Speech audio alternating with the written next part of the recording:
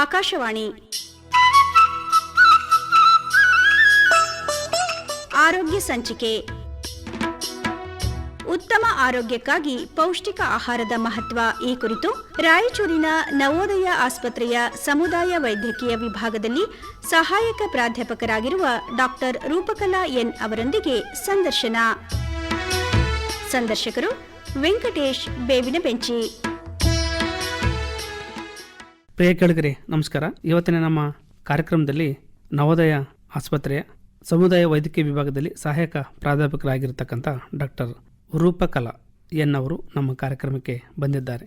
ಅವರು ಇವತ್ತು ನಮ್ಮ ಕಾರ್ಯಕ್ರಮದಲ್ಲಿ ಆರೋಗ್ಯದ ನಿಟ್ಟಿನಲ್ಲಿ ಉತ್ತಮ ಆಹಾರದ ಪಾತ್ರ ಇದರ ಬಗ್ಗೆ ಮಾಹಿತಿಯನ್ನು ಕೊಡಲಿಕ್ಕೆ ಆಕಾಶವಾಣಿಗೆ ಬಂದಿದ್ದಾರೆ. ಅವರಿಗೆ ಕಾರ್ಯಕ್ರಮಕ್ಕೆ ಸ್ವಾಗತವನ್ನು ಕೋರ್ತೇನೆ. ನಮಸ್ಕಾರ ಮೇಡಮ್.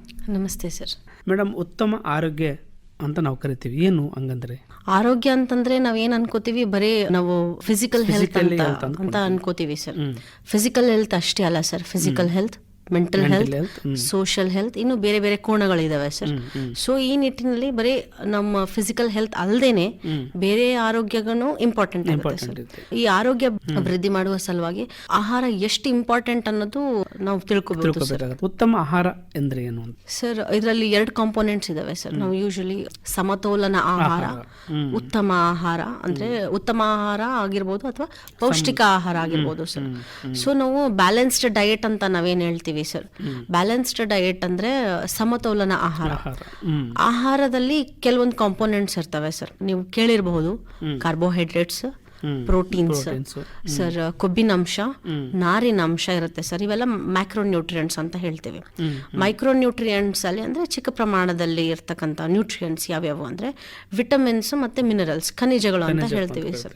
ಸೊ ಇವೆಲ್ಲವೂ ಸಮ ಪ್ರಮಾಣದಲ್ಲಿ ಒಂದು ಮನುಷ್ಯನಿಗೆ ಆ ವಯಸ್ಸಿಗೆ ತಕ್ಕ ಹಾಗೆ, ಅವರ ತೂಕಕ್ಕೆ ತಕ್ಕ ಹಾಗೆ ಸಮ ಪ್ರಮಾಣದಲ್ಲಿ ತಗೊಂಡಾಗ ನಾವು ಸಮತೋಲನ ಆಹಾರ ಅಂತ ಹೇಳ್ತೀವಿ ಸರ್. ಪೌಷ್ಟಿಕ ಆಹಾರ ಅಂತಂದ್ರೆ ನಮ್ಗೆ ನಮ್ಮ ದೇಹಕ್ಕೆ ಹೆಚ್ಚಿನ ಅಂಶ ಪ್ರೋಟೀನ್ ಬೇಕಾಗುತ್ತೆ ಸರ್. ಕಾರ್ಬೋಹೈಡ್ರೇಟ್ ಸ್ವಲ್ಪ ಇರಬೇಕು, ವಿಟಮಿನ್ಸ್ ಮಿನರಲ್ಸ್ ಜಾಸ್ತಿ ಇದ್ದಾಗ ಅದು ಪೌಷ್ಟಿಕವಾಗುತ್ತೆ ಸರ್. ಅದಕ್ಕೆ ಪೌಷ್ಟಿಕ ಆಹಾರ ಅಂತ ಹೇಳ್ತೇವೆ ಸರ್. ಈಗ ಆರೋಗ್ಯವಂತರಾಗಿರ್ಲಿಕ್ಕೆ ಪೌಷ್ಟಿಕ ಆಹಾರ ಹೇಗೆ ಸಹಾಯ ಮಾಡ್ತದೆ ಅಂತ? ಆಹಾರ ತಗೊಂಡ್ರೆ ನಮ್ಗೆ ಏನೇನು ರೋಗಗಳು ಬರಬಹುದು ಅಥವಾ ಅದರಿಂದ ಸೈಡ್ ಎಫೆಕ್ಟ್ ಏನಾಗುತ್ತೆ. ಇವಾಗ ನಾವು ಅದು ಸ್ಪೆಕ್ಟ್ರಮ್ ಅಂತ ಹೇಳ್ತೇವೆ ಸರ್. ಒಂದು ಲೈಟ್ಗೆ ಹೇಗೆ ಸ್ಪೆಕ್ಟ್ರಮ್ ಇರುತ್ತೆ, ನ್ಯೂಟ್ರಿಷನ್ ರಿಲೇಟೆಡ್ ಡಿಸೀಸಸ್ಗೂ ಸ್ಪೆಕ್ಟ್ರಮ್ ಇರುತ್ತೆ ಸರ್. ಕಡಿಮೆ ತಗೊಂಡ್ರು ಪ್ರಾಬ್ಲಮ್ ಆಗುತ್ತೆ ಸರ್, ಜಾಸ್ತಿ ತಗೊಂಡ್ರು ಪ್ರಾಬ್ಲಮ್. ಸೊ ಕಡಿಮೆ ತಗೊಂಡ್ರೆ ಏನೇನ್ ಪ್ರಾಬ್ಲಮ್ ಆಗುತ್ತೆ ಅಂತಂದ್ರೆ ಅಪೌಷ್ಟಿಕತೆ ಬರುತ್ತೆ ಸರ್. ಮತ್ತೆ ವಿಟಮಿನ್ಸ್ ಮಿನರಲ್ ಡೆಫಿಷಿಯನ್ಸಿ ಇರೋದ್ರಿಂದ ಅನೇಮಿಯಾ, ಇಂಪಾರ್ಟೆಂಟ್ ಅಂದ್ರೆ ಅನೇಮಿಯಾ, ರಕ್ತಹೀನತೆ ಸರ್. ಆಮೇಲೆ iodine deficiency, vitamin D deficiency, infection ಆಗೋ ಚಾನ್ಸಸ್ ಜಾಸ್ತಿ ಇರುತ್ತೆ ಸರ್. ಸೊ ಇದು ಇನ್ಫೆಕ್ಷನ್ ಅಪೌಷ್ಟಿಕತೆಗೆ ಲೀಡ್ ಮಾಡುತ್ತೆ ಸರ್. ಅಪೌಷ್ಟಿಕತೆಯಿಂದ ಇನ್ಫೆಕ್ಷನ್ಗೆ ಲೀಡ್ ಮಾಡುತ್ತೆ. ಇದೊಂದು ಸೈಕಲ್ ಇದ್ದಂಗೆ ಸರ್. ಸೊ ಇದು ಒಂದು ಗ್ರೂಪ್ ಆಯ್ತು ಸರ್. ಇನ್ನೊಂದು ಗ್ರೂಪ್ ಹೆಚ್ಚು ತಗೊಂಡ್ ಏನಾಗಬಹುದು ಅಂದ್ರೆ, ಈ ಸದ್ಯಕ್ಕೆ ಟ್ರೆಂಡ್ ಇರುವಂತ ಡಿಸೀಸ್ ಯಾವುದು ಅಂತಂದ್ರೆ ಸರ್, ಒಬೆಸಿಟಿ, ಬೊಜ್ಜುತನ. ಸೊ ಮೇನ್ ಬೊಜ್ಜುತನ ನಾವು ಏನ್ ಹೇಳ್ತೀವಿ ಸರ್, ಪೂರಾ ದೇಹದಲ್ಲದೆ ಸೆಂಟ್ರಲ್ ಒಬೆಸಿಟಿ ಅಂತ ನಾವು ಏನ್ ಹೇಳ್ತೀವಿ, ಹೊಟ್ಟೆಯ ಭಾಗದಲ್ಲಿ ಬೊಜ್ಜು ಇರೋದನ್ನ ಸೆಂಟ್ರಲ್ ಒಬೆಸಿಟಿ ಅಂತ ಹೇಳ್ತೀವಿ ಸರ್.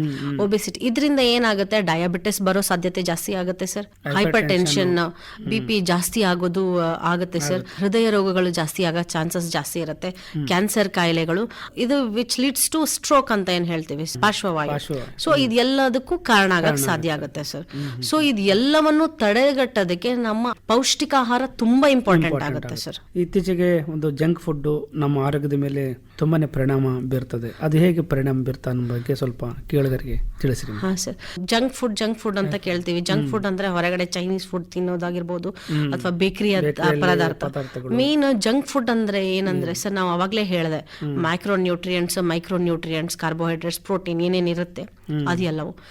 ನಮ್ಗೆ ಜಂಕ್ ಫುಡ್ ಅಂತಂದ್ರೆ ಮೇನ್ ಇಂಪಾರ್ಟೆಂಟ್ ಫ್ಯಾಟ್ ಜಾಸ್ತಿ ಇರುವಂತಹ, ಕೊಬ್ಬಿನಂಶ ಜಾಸ್ತಿ ಇರುವಂತಹ ಪದಾರ್ಥ ಆಗಿರಬಹುದು, ಅಥವಾ ಸಕ್ಕರೆ ಜಾಸ್ತಿ ಇರುವಂತಹ ಪದಾರ್ಥ ಆಗಿರಬಹುದು, ಅಥವಾ ಉಪ್ಪಿನ ಅಂಶ ಜಾಸ್ತಿ ಇರಬಹುದು ಸರ್. ಆಮೇಲೆ ನಾವು ಇದನ್ನ ಸ್ಟೋರ್ ಮಾಡೋದಕ್ಕೆ ಪ್ರಿಸರ್ವೇಟಿವ್ಸ್ ಅಂತ ಏನ್ ಹೇಳ್ತೀವಿ ಅದು ಆಗಿರಬಹುದು. ಆಮೇಲೆ ಕಲರಿಂಗ್ ಏಜೆಂಟ್ಸ್ ಅಂತ ಹೇಳ್ತೀವಿ.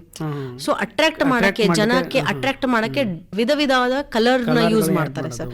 ಸೊ ಇವು ಎಲ್ಲವೂ ಇದ್ರೆ ಅದಕ್ಕೆ ಜಂಕ್ ಫುಡ್ ಅಂತ ಹೇಳ್ತೀವಿ ಸರ್. ಸೊ ಈ ಜಂಕ್ ಫುಡ್ ತಿನ್ನೋದ್ರಿಂದ ಏನೇನಾಗುತ್ತೆ, ನಾನು ಅವಾಗೆ ಹೇಳ್ದಂಗೆ ಹೈಪರ್ ಟೆನ್ಷನ್ ಮತ್ತೆ ಬೊಜ್ಜಿತನ ಜಾಸ್ತಿ ಆಗುತ್ತೆ ಸರ್.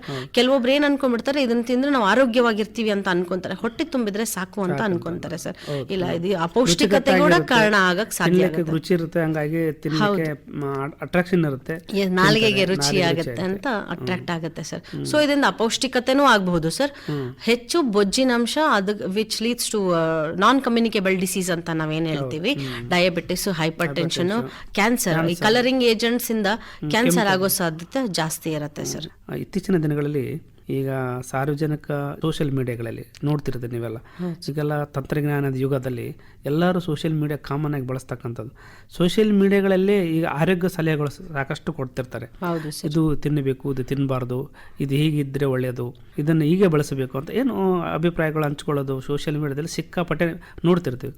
ನಿಜವಾಗಲೂ ಇದರಿಂದ ಸಮಾಜಕ್ಕೆ, ಸಾರ್ವಜನಿಕರಿಗೆ ಅನುಕೂಲ ಆಗುತ್ತಾ, ಅಥವಾ ನೆಗೆಟಿವ್ ಆಗಿ ಜನಗಳಿಗೆ ಏನಾದರೂ ಪರಿಣಾಮ ಬೀರ್ತದ, ಪಾಸಿಟಿವ್ ಆಗಿ ಬೀರ್ತದ, ಇದ್ರ ಬಗ್ಗೆ ತಿಳಿಸಿ. ಈ ಸೋಷಿಯಲ್ ಮೀಡಿಯಾ ಯುಗದಲ್ಲಿ ಸರ್ ಎಲ್ಲರೂ ತಮಗ್ ತಾವು ಡಾಕ್ಟರ್ ಆಗ್ಬಿಟ್ಟಿದ್ದಾರೆ. ಯಾಕಂದ್ರೆ ಎಲ್ಲಾ ಕಡೆಯಿಂದನೂ ತುಂಬಾ ಇನ್ಫಾರ್ಮೇಶನ್ ಸಿಗ್ತಾ ಇದೆ ಸರ್. ಗೂಗಲ್ ಅಲ್ಲಿ ಆಗಿರ್ಬಹುದು, ವಾಟ್ಸ್ಆಪ್ ಅಲ್ಲಿ ಇರಬಹುದು ಸರ್, ಆಮೇಲೆ ಈಗ ಇನ್ಸ್ಟಾಗ್ರಾಮ್ ಅಲ್ಲಿ ಆಗಿರಬಹುದು, ಅದು ತೋರಿಸ್ತಾರೆ ಸರ್, ಇದು ತಿನ್ನಿ, ಇದು ತಿನ್ಬಾರ್ದು, ನನ್ನ ಆರೋಗ್ಯಕ್ಕೆ ಏನೇನ್ ಮಾಡ್ಬೇಕು, ಅಥವಾ ನನ್ನ ಕೂದಲು ಚೆನ್ನಾಗಿ ಬರ್ಬೇಕು ಅಂದ್ರೆ ಏನ್ ತಿನ್ಬೇಕು, ನನ್ನ ಚರ್ಮ ಕಾಂತಿಯುತವಾಗಬೇಕು ಅಂದ್ರೆ ಏನ್ ತಿನ್ಬೇಕು ಅಂತ ತುಂಬಾ ಇನ್ಫಾರ್ಮೇಶನ್ ಸಿಗ್ತಾ ಇದೆ ಸರ್. ಅದಕ್ಕೆ ಅಥವಾ ಈ ಡಯಟ್ ಮಾಡ್ರಿ ನಿಮ್ ತೂಕ ಇಳಿಯುತ್ತೆ, ಇದು ಕೀಟೋ ಡಯಟ್ ಮಾಡ್ಬೇಕು, ಲೋ ಕಾರ್ಬ್ಸ್ ಡಯಟ್ ಮಾಡ್ಬೇಕು, ತುಂಬಾ ಇನ್ಫಾರ್ಮೇಶನ್ ಸಿಗ್ತಿದೆ ಸರ್. ಸೊ ತುಂಬಾ ಇನ್ಫಾರ್ಮೇಶನ್ ಸಿಗೋ ಕಾರಣಕ್ಕೆ ಜನಕ್ಕೆ ಕನ್ಫ್ಯೂಷನ್ ಆಗೋಕೆ ಶುರುವಾಗಿದೆ. ಸೊ ನಾನು ಯಾವ್ದು ಮಾಡ್ಬೇಕು, ಇಂಟರ್ಮಿಟೆಂಟ್ ಫಾಸ್ಟಿಂಗ್ ಮಾಡ್ಬೇಕಾ, ಹಾ ಸರ್. ಸೊ ಯಾವ ಎಕ್ಸರ್ಸೈಸಸ್ ಒಳ್ಳೇದು, ಯಾವ ಊಟ ಒಳ್ಳೇದು, ಯಾವ ಆಹಾರ ಒಳ್ಳೇದಲ್ಲ ಅನ್ನೋದು ಜನರಲ್ಲಿ ಕನ್ಫ್ಯೂಷನ್ ಕ್ರಿಯೇಟ್ ಆಗಿದೆ ಸರ್. ಸರ್ ಇವಾಗ ನಾವು ನಾರ್ತ್ ಅಲ್ಲಿ, ಉತ್ತರ ಭಾರತದಲ್ಲಿ ತಿನ್ನುವಂತಹ ಪದಾರ್ಥಗಳು ಬೇರೆ ಇರ್ತವೆ ಸರ್. ಆ ಪದಾರ್ಥಗಳು ಇಲ್ಲಿ ನಾವು ಸೌತ್ ಅಲ್ಲಿ ಜಾಸ್ತಿ ತಿನ್ನಲ್ಲ ಸರ್. ಸೌತ್ ಅಲ್ಲಿ ತಿನ್ನುವಂತ ಪದಾರ್ಥಗಳು ನಾರ್ತ್ ಅಲ್ಲಿ ತಿನ್ನಲ್ಲ. ಸೊ ಹಿಂಗೆ ಡಿಫ್ರೆಂಟ್ ರೀಜನ್ಗೆ ಡಿಫ್ರೆಂಟ್ ಆಹಾರ ಪದಾರ್ಥಗಳಿದಾವೆ.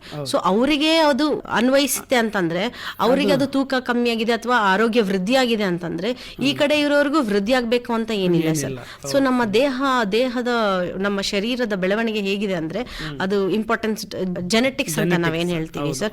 ಆಮೇಲೆ ನಮ್ಮ ಎನ್ವಿರಾನ್ಮೆಂಟ್, ನಾವು ಹೇಗೆ ಬೆಳೆದು ಬಂದಿದೀವಿ, ನಮ್ಮ ಆಲೋಚನೆಗಳು, ನಮ್ಮ ಫಿಸಿಕಲ್ ಆಕ್ಟಿವಿಟಿ, ಮತ್ತೆ ನಾವು ಆರೋಗ್ಯದ ಮೇಲೆ ಎಷ್ಟು ಇಂಪಾರ್ಟೆನ್ಸ್ ಕೊಡ್ತಾ ಇದೀವಿ, ನಮ್ಮ ನಾಲೆಜ್, ಇದು ಎಲ್ಲವೂ ಇಂಪಾರ್ಟೆಂಟ್ ಆಗುತ್ತೆ ಸರ್ ಆರೋಗ್ಯದ ಮೇಲೆ ಅಥವಾ ನನ್ನ ಊಟದ ಮೇಲೆ. ಸೊ ಹಿಂಗಾಗಿ ಅವರಿಗೆ ಆಗಿದೆ ಅಂತಂದ್ರೆ ನಮಗೂ ಆಗ್ಬೇಕು ಅಂತ ಅನ್ವಯ ಇಲ್ಲ ಸರ್.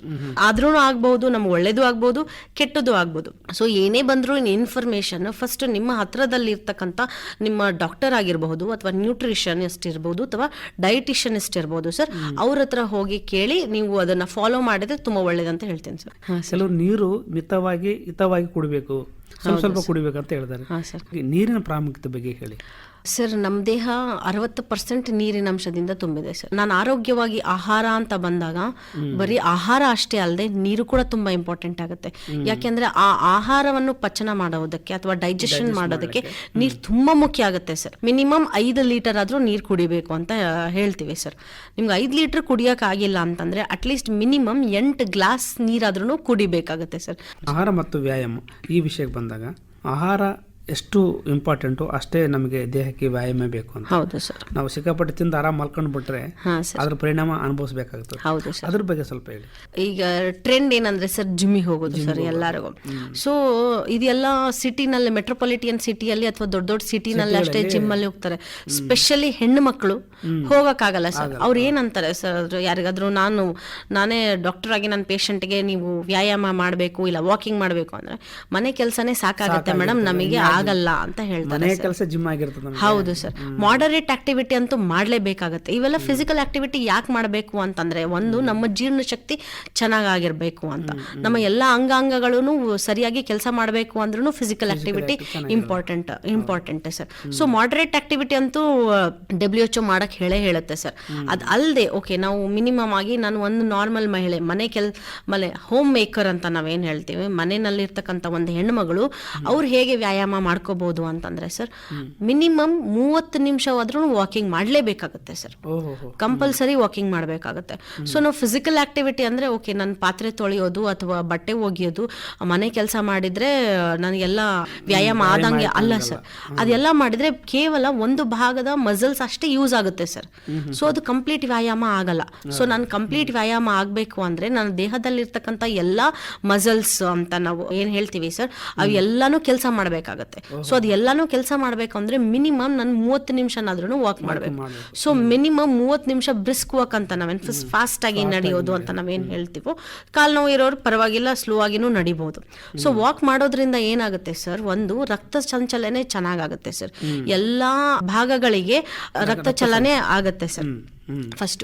ಇನ್ನೊಂದೇನಂತಂದ್ರೆ ಸರ್, ನಮ್ಮ ಕೊಬ್ಬಿನಾಂಶ ಕಡಿಮೆ ಆಗುತ್ತೆ ಸರ್. ಆಮೇಲೆ ನಾವು ಯೂಶಲಿ ಹೈಪರ್ ಟೆನ್ಷನ್ ಅಂತ ನಾವೇನ್ ಹೇಳ್ತೀವೋ, ರಕ್ತನಾಳಗಳ ಪೈಪ್ ಏನಿರುತ್ತಲ್ಲ ಸರ್, ವೆಸಲ್ಸ್, ಆ ವೆಸಲ್ ವಾಲ್ ರೆಸಿಸ್ಟೆಂಟ್ ಇರೋದ್ರಿಂದಾನೇ ನಮಗೆ BP ಬರುತ್ತೆ ಸರ್. ಸೊ ನಾವು ಫಿಸಿಕಲ್ ಆಕ್ಟಿವಿಟಿ ಜಾಸ್ತಿ ಮಾಡೋದ್ರಿಂದ ಆ ವಾಲ್ಸ್ ಕೂಡ ಫ್ರಿಜೈಲ್ ಆಗುತ್ತೆ ಸರ್. ಆ ವಾಲ್ಸ್ ಕೂಡ ಚೆನ್ನಾಗಿ ಕೆಲಸ ಮಾಡುತ್ತೆ ಸರ್.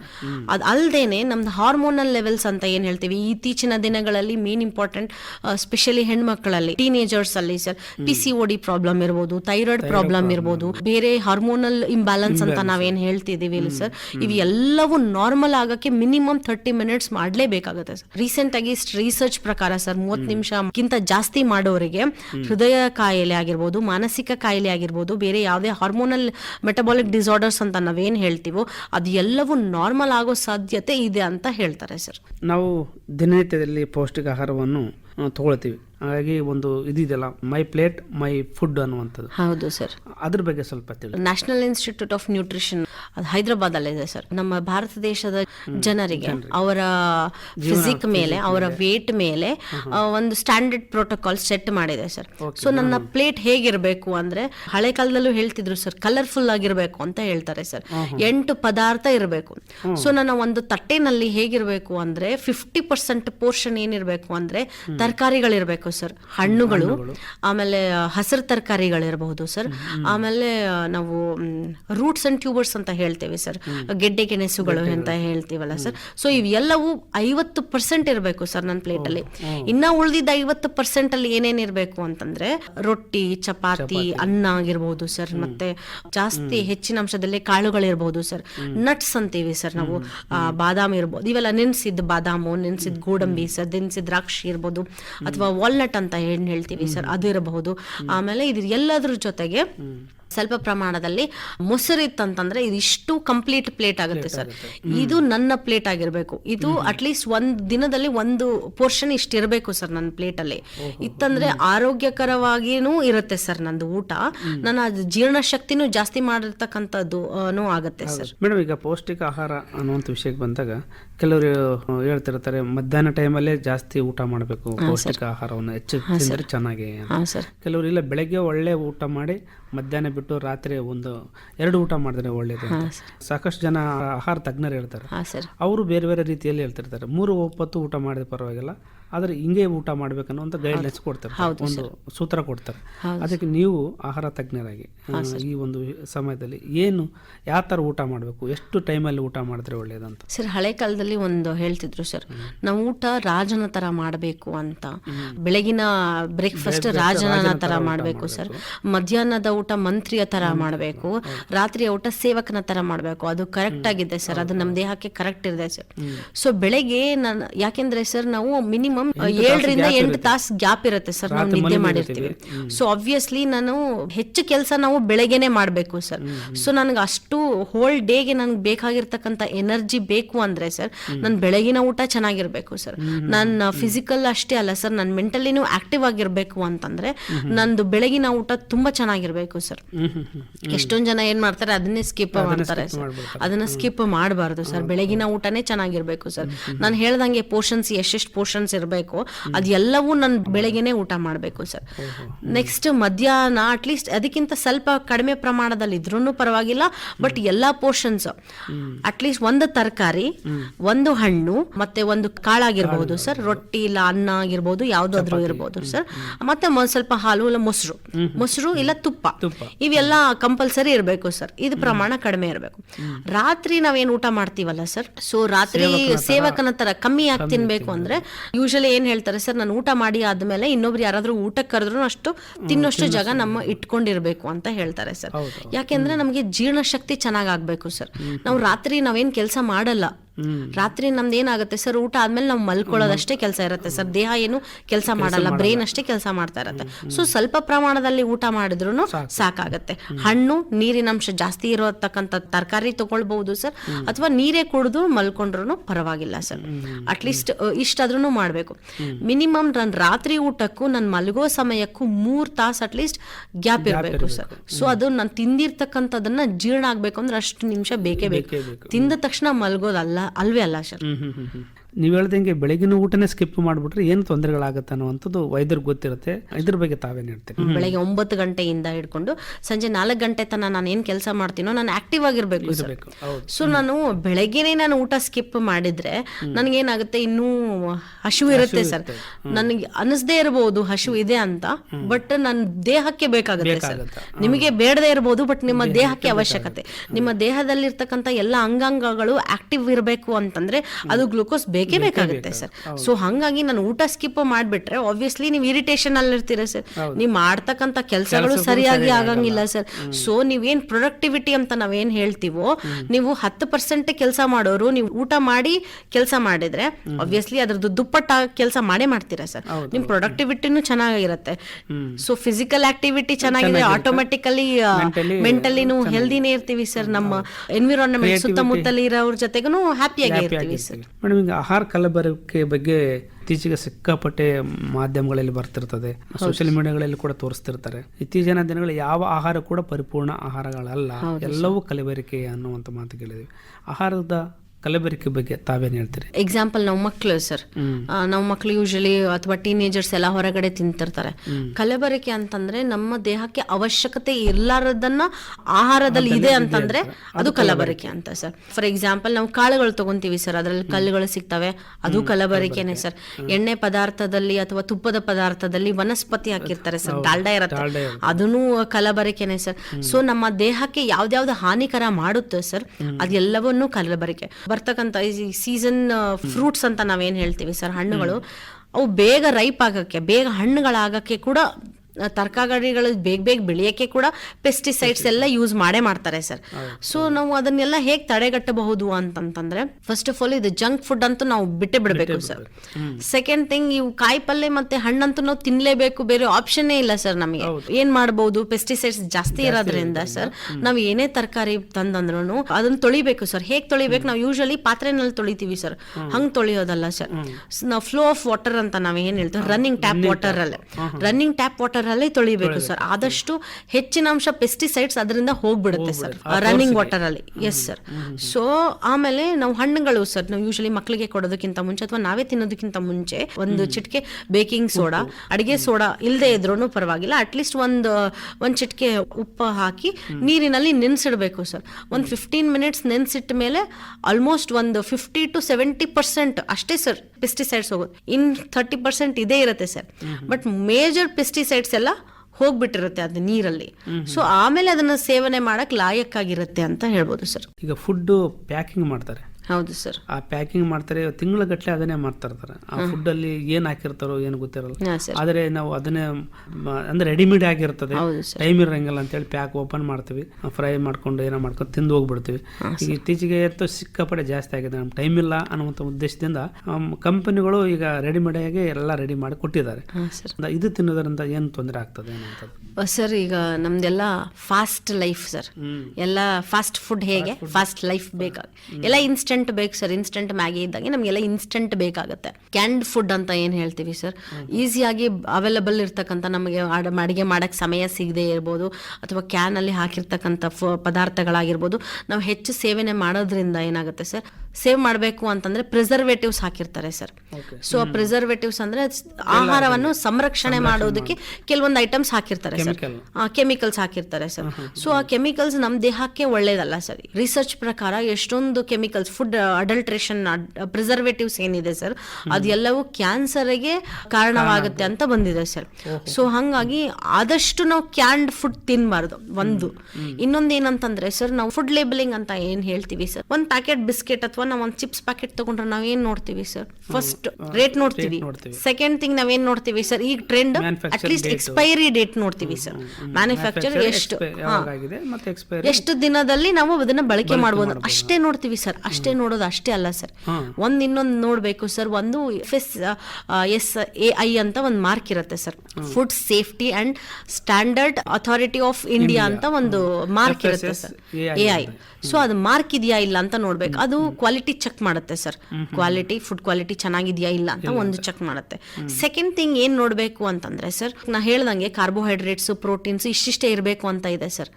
ಸೊ ಅದನ್ನ ನೋಡ್ಬೇಕಾದ್ರೆ ಸಾಲ್ಟ್, ಸೋಡಿಯಂ ಅಂತ ಒಂದು ಕಾಂಪೋನೆಂಟ್ ಇರುತ್ತೆ ಸರ್. ಸೋಡಿಯಂ ಅಂದ್ರೆ ಉಪ್ಪಿನಂಶ ಸರ್. ಆ ಉಪ್ಪಿನಂಶ 5% ಜಾಸ್ತಿ ಇರಬಾರ್ದು ಸರ್. ಆಮೇಲೆ ವಿಟಮಿನ್ಸ್ ಅಂಡ್ ಮಿನರಲ್ಸ್ ಅಂತ ಏನಿರುತ್ತಲ್ಲ ಸರ್, ಅದು 20% ಜಾಸ್ತಿ ಇರಬೇಕು ಸರ್. ಅದು ಇದ್ರೆ ಮಾತ್ರ ನನ್ನ ದೇಹಕ್ಕೆ ಒಳ್ಳೇದಾಗುತ್ತೆ ಹೊರತು ಒಳ್ಳೇದಲ್ಲ. ಇನ್ನೊಂದು ಪ್ರೋಟೀನ್ ಬಾರ್ ಅದು ಇದು ಏನೇನೋ ಹೇಳ್ತಾರೆ ಸರ್, ಅದೆಲ್ಲವನ್ನು ಇದನ್ನ ಚೆಕ್ ಮಾಡಿನೇ ಮಾಡ್ಬೇಕಾಗತ್ತೆ ಸರ್. ಇದೆಲ್ಲ ಸ್ಟ್ಯಾಂಡರ್ಡ್ ಆಗಿ ಮಾಡಬೇಕು ಅನ್ನೋ ಒಂದು ಗೈಡ್ಲೈನ್ಸ್ ಇದೆ, ಅದ್ರ ಪ್ರಕಾರನೇ ಮಾಡಬೇಕು ಅನ್ನೋದು. ಇದ್ರ ಬಗ್ಗೆ ಸಾಕಷ್ಟು ತಪ್ಪು ಕಲ್ಪನೆಗಳಿದಾವೆ. ಈಗ ಪ್ಯಾಕ್ ಮೇಲೆ ಲೇಬಲಿಂಗ್ ಮಾಡಿರ್ತಾರೆ, ಅದು ಯಾವರೆಲ್ಲ ತಪ್ಪಾಗಿ ಮಾಡಿರ್ತಾರೆ. ಕೆಲವರು ಯಾವುದೋ ಕಂಪನಿಯಿಂದ ಏನೋ ಮಾಡಿರ್ತಾರೆ, ಆದ್ರೂ ಕೂಡ ನಾವು ಅದನ್ನ ಬಳಸ್ತೀವಿ. ಅದರಿಂದ ಸಾಕಷ್ಟು ರೀತಿಯ ತೊಂದರೆಗಳು ಕೂಡ ಆಗ್ಬೋದು ಅನ್ನುವಂಥದ್ದು. ಇದ್ರ ಬಗ್ಗೆ ಏನ್ ಹೇಳ್ತೀರಿ ಮೇಡಮ್? ಒಂದು, ನಾವು ಪ್ಲಾಸ್ಟಿಕ್ ಅಲ್ಲಿ ಇರ್ತಕ್ಕಂತ ಫುಡ್ ಇರುತ್ತೆ ಸರ್, ಅದು ಪ್ಲಾಸ್ಟಿಕ್ ನಮ್ಗೆ ಒಳ್ಳೇದಲ್ಲ ಸರ್. ಅದು ಕ್ಯಾನ್ಸರ್ಗೆ ಲೀಡ್ ಆಗ್ಬೋದು. ಅಥವಾ ಕ್ಯಾನ್ ಇರುತ್ತೆ ಸರ್, ಅದು ಯೂಶಲಿ ನಾವು ಕಾಪರ್ ಇಂದ ಮಾಡಿರ್ತಾರೆ. ಸೊ ಅದು ಜಂಗ್ ಹಿಡಿದಿರೋ ಸಾಧ್ಯತೆ ಇರುತ್ತೆ ಸರ್. ಅಥವಾ ಅದು ಸ್ವಲ್ಪ ಓಪನ್ ಸರಿಯಾಗಿ ಸೀಲ್ ಮಾಡಿಲ್ಲ ಅಂತಂದ್ರೆ ಇನ್ಫೆಕ್ಷನ್ ಆಗೋ ಚಾನ್ಸಸ್ ಇರುತ್ತೆ ಸರ್. ಮೇಲಿಂದ ಬೂಜ್ ಬಂದಿರ್ಬೋದು, ಫಂಗಸ್ ಬಂದಿರ್ಬೋದು, ಅಥವಾ ಬಿಳಿ ಫಂಗಸ್ ಆಗಿರ್ಬೋದು, ಕಪ್ಪು ಫಂಗಸ್ ಆಗಿರ್ಬೋದು. ಅದರಿಂದ ನಮ್ಗೆ ಇನ್ಫೆಕ್ಷನ್ ಆಗೋ ಚಾನ್ಸಸ್ ಇರ್ಬೋದು, ಡಯೇರಿಯಾ, ಫುಡ್ ಪಾಯ್ಸನಿಂಗ್ ಆಗೋ ಚಾನ್ಸಸ್, ಇನ್ ಫ್ಯೂಚರ್ ಅಲ್ಲಿ ಕ್ಯಾನ್ಸರ್ ಕೂಡ ಲೀಡ್ ಮಾಡಬಹುದು ಸರ್. ಸೊ ಇದನ್ನೆಲ್ಲ ತಡೆಗಟ್ಟಬೇಕು ಅಂತಂದ್ರೆ ಇದು FSSAI ಆಗಿರ್ಬೋದು ಸರ್, ಅಥವಾ ಇನ್ನೊಂದು ಇಂಟರ್ನ್ಯಾಷನಲಿ ನಾವು ಕೋಡೆಕ್ಸ್ ಅಂತ ಏನ್ ಹೇಳ್ತೀವಿ, ಡಿಫ್ರೆಂಟ್ ಅಥಾರಿಟೀಸ್ ಇದೆ ಸರ್ ಕ್ವಾಲಿಟಿ ಕಂಟ್ರೋಲ್ ಮಾಡಕ್ಕೆ. ಸೊ ಇವೆಲ್ಲವನ್ನು ನೋಡ್ಬಿಟ್ಟೆ ತಗೋಬೇಕು ಅಂತ ಹೇಳ್ತೀನಿ ಸರ್. ಮೇಡಮ್, ಹಿಂದಿನ ಕಾಲದಲ್ಲಿ ಆಹಾರ ಒಂದು ಪದ್ಧತಿಯನ್ನು ಮಾಡಿಕೊಂಡು ಬಂದಿದ್ರು. ಆ ಆಹಾರ ಒಂದು ಪದ್ಧತಿಗೂ ಮತ್ತು ಈಗ ನಾವು ಬಳಸ್ತಕ್ಕಂಥ ಆಹಾರ ಪದ್ಧತಿಗೂ ಏನು ವ್ಯತ್ಯಾಸ ಇದೆ ಮತ್ತು ಆರೋಗ್ಯದ ಬದಲಾವಣೆಗಳು ಹೇಗೆ ಆಗಿದ್ದಾವೆ? ಹಿಂದಿನ ಕಾಲದಲ್ಲಿ ಅವರು ಬೆಳಗ್ಗೆ ಎದ್ದ ತಕ್ಷಣ ಅವರು ಬ್ರಂಚ್ ತರ ಮಾಡ್ತಾ ಇದ್ರು ಸರ್. 11 ಗಂಟೆಗೆಲ್ಲ ರೊಟ್ಟಿ ಪಲ್ಯ ಊಟ ಮಾಡಿ ಬಿಡ್ತಿದ್ರು ಸರ್. ಆಮೇಲೆ ಸಂಜೆನೆ ತಿಂತಾ ಇದ್ರು. ಸೊ ಅವ್ರಿಗೆ ಗ್ಯಾಪ್ ಇರ್ತಿತ್ತು ಸರ್. ಆಮೇಲೆ ಅವರು ಎಷ್ಟೇ ಹೆವಿ ತಿಂದ್ರು ಅವರಿಗೆ ಜೀರ್ಣಶಕ್ತಿ ಯಾಕೆ ಚೆನ್ನಾಗಿರ್ತಿತ್ತು ಅಂದ್ರೆ ಅವ್ರು ಅಷ್ಟು ಕೆಲಸ ಮಾಡ್ತಾ ಇದ್ರು ಸರ್. ಆದ್ರೆ ನಮ್ಗೆ ಈಗ ಇತ್ತೀಚಿನ ದಿನಗಳಲ್ಲಿ ನಮ್ ಲೈಫ್ ಸ್ಟೈಲ್ ಎಲ್ಲ ಚೇಂಜ್ ಆಗಿದೆ. ಈ ಲೈಫ್ ಸ್ಟೈಲ್ ಚೇಂಜ್ ಆಗಿರೋದ್ರಿಂದ ನ್ಯಾಷನಲ್ ಇನ್ಸ್ಟಿಟ್ಯೂಟ್ ಆಫ್ ನ್ಯೂಟ್ರಿಷನ್ ಅವರೇ ಚೇಂಜ್ ಮಾಡಿದ್ದಾರೆ ಸರ್ ನಮ್ ಕ್ಯಾಲರಿ ರಿಕ್ವೈರ್ಮೆಂಟ್. ಒಂದ್ ಮನುಷ್ಯನಿಗೆ 2010 ಕ್ಯಾಲರಿ ರಿಕ್ವೈರ್ಮೆಂಟ್ ಎಷ್ಟಿತ್ತಂದ್ರೆ ಸರ್ 2400 ಕಿಲೋ ಕ್ಯಾಲರೀಸ್ ಅಂತ ಇತ್ತು ಸರ್. ಆದ್ರೆ ನಮ್ ಲೈಫ್ ಸ್ಟೈಲು, ನಾವು ಇರೋ ಫಾಸ್ಟ್ ಲೈಫ್, ಇದನ್ನೆಲ್ಲ ನೋಡ್ಬಿಟ್ಟು ಅವರೇ ಚೇಂಜ್ ಮಾಡಿದ್ದಾರೆ ಸರ್. 2100 ಇದ್ರೂ ಸಾಕು ನಿಮಗೆ ಅಂತ. ಸೊ ಹಂಗಾಗಿ ಮುಂಚೆ ಅವರು ಆಹಾರ ತಿನ್ನೋ ಪದ್ಧತಿಗಳಿರ್ಬೋದು, ತರಕಾರಿಗಳು ಜಾಸ್ತಿ ತಿಂತಾ ಇದ್ರು ಸರ್. ಅವ್ರ ಪ್ಲೇಟ್ ಅಲ್ಲಿ ನೋಡಿದ್ರೆ ಹಸಿ ತರಕಾರಿಗಳು ಜಾಸ್ತಿ ಇರ್ತಿತ್ತು ಸರ್. ನಮಗೆ ನಾವೇನ್ ಮಾಡ್ತೀವಿ, ಎಲ್ಲ ಬೇಯಿಸಿ ತಿಂತೀವಿ ಸರ್. ನಾನು ಹೇಳ್ದಂಗೆ ಎಲ್ಲ ತರಕಾರಿಗಳಲ್ಲೂ ನೀರಿನಂಶ ಜಾಸ್ತಿ ಇರುತ್ತೆ ಅಂತ ಹೇಳಿದ್ದೆ ಸರ್. ಸೊ ಬೇಯಿಸೋದ್ರಿಂದ ಏನಾಗ್ಬಿಡುತ್ತೆ, most of the water content ಹೋಗ್ಬಿಟ್ಟಿರುತ್ತೆ. ಮೋಸ್ಟ್ ಆಫ್ ದ ನ್ಯೂಟ್ರಿಯೆಂಟ್ಸ್, ನಾನು ಮೈಕ್ರೋ ನ್ಯೂಟ್ರಿಯೆಂಟ್ಸ್ ಏನ್ ಹೇಳಿದೆ, ವಿಟಮಿನ್ಸ್ ಮತ್ತೆ ಮಿನರಲ್ಸ್ ಬೇಯಿಸೋದ್ರಿಂದ ಎಲ್ಲ ಕಡಿಮೆ ಆಗ್ತಾ ಹೋಗುತ್ತೆ ಸರ್. ಸೊ ಅವ್ರು ಹೆಚ್ಚು ಬೇಯಿಸ್ತಿರ್ಲಿಲ್ಲ ಸರ್, ಕುದಿಸಿ ತಿಂದಿರಬಹುದು ಅಥವಾ ಹಸಿದ್ ಹಾಗೆ ತಿಂತಾ ಇದ್ರು. ನಾವ್ ಯಾರೋ ತಿನ್ನಕ್ ರೆಡಿ ಇಲ್ಲ ಸರ್ ಇವಾಗಾದ್ರೂ. ಸೊ ಹಂಗಾಗಿ ಅದನ್ನು ಒಂದು ಪ್ರಾಬ್ಲಮ್ ಆಗುತ್ತೆ ಸರ್. ಒಳ್ಳೇದು ಮೇಡಮ್, ತುಂಬಾ ಸುದೀರ್ಘವಾಗಿ ಆರೋಗ್ಯದ ನಿಟ್ಟಿನಲ್ಲಿ ಉತ್ತಮ ಆಹಾರದ ಪಾತ್ರದ ಬಗ್ಗೆ ಒಂದು ಒಳ್ಳೆ ಮಾಹಿತಿಯನ್ನು ಕೊಟ್ಟರೆ, ತಾವು ಬಂದು ಮಾಹಿತಿಯನ್ನು ಕೊಟ್ಟದಕ್ಕಾಗಿ ತಮಗೆ ಧನ್ಯವಾದ. ಧನ್ಯವಾದಗಳು. ಇದುವರೆಗೆ ಉತ್ತಮ ಆರೋಗ್ಯಕ್ಕಾಗಿ ಪೌಷ್ಟಿಕ ಆಹಾರದ ಮಹತ್ವ ಈ ಕುರಿತು ರಾಯಚೂರಿನ ನವೋದಯ ಆಸ್ಪತ್ರೆಯ ಸಮುದಾಯ ವೈದ್ಯಕೀಯ ವಿಭಾಗದಲ್ಲಿ ಸಹಾಯಕ ಪ್ರಾಧ್ಯಾಪಕರಾಗಿರುವ ಡಾಕ್ಟರ್ ರೂಪಕಲಾ ಎನ್ ಅವರೊಂದಿಗೆ ಸಂದರ್ಶನವನ್ನ ಕೇಳಿದಿರಿ. ಇವರನ್ನ ಸಂದರ್ಶಿಸಿದವರು ವೆಂಕಟೇಶ್ ಬೇವಿನ ಬೆಂಚಿ. ಆಕಾಶವಾಣಿ ರಾಯಚೂರು ಕೇಂದ್ರದಲ್ಲಿ ಸಿದ್ಧಪಡಿಸಲಾದ ಈ ಕಾರ್ಯಕ್ರಮ ರಾಜ್ಯದ ಎಲ್ಲಾ ಬಾನುಲಿ ಕೇಂದ್ರಗಳಿಂದ ಏಕಕಾಲಕ್ಕೆ ಪ್ರಸಾರವಾಯಿತು.